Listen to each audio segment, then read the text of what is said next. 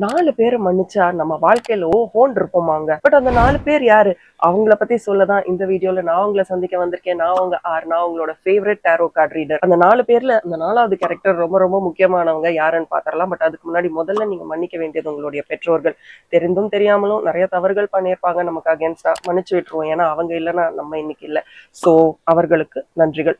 2வது, என்னைக்கோ ஒரு நாள் பல ஜென்மங்களுக்கு முன்னாடி நம்ம யாரையாவது ரொம்ப நேசிச்சிருப்போம். இன்னைக்கு அவங்க நம்ம வாழ்க்கையில இல்லை. ஸோ அவங்களையும் நம்ம மன்னிச்சிருவோம். 3வது, நம்மளை ஹர்ட் பண்ணிட்டாங்க அப்படின்னு ஒரு சில பேரை நம்ம அப்படியே கரங்கட்டி மனசுல நினைச்சிட்டு இருப்போம் பாருங்க. அவங்களையும் மன்னிச்சு விட்டுருங்க. வர்த்தே இல்லை. 4வது ரொம்ப ரொம்ப வர்த்தான ஆளுதான். அது யார் தெரியுமா? நம்ம தான்.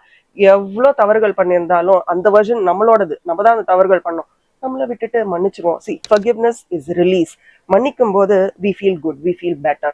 நம்ம ஹீல் ஆகணும்னா நம்ம முதல்ல செய்ய வேண்டியது மன்னிப்பு. இந்த வீடியோவை சேவ் பண்ணிட்டு நீங்க யாரை மன்னிக்கணும் அப்படின்னு நினைக்கிறீங்கன்றதையும் எனக்கு கமெண்ட் செக்ஷன்ல டைப் பண்ணிட்டு அந்த வீடியோவை ஷேர் பண்ணுங்க.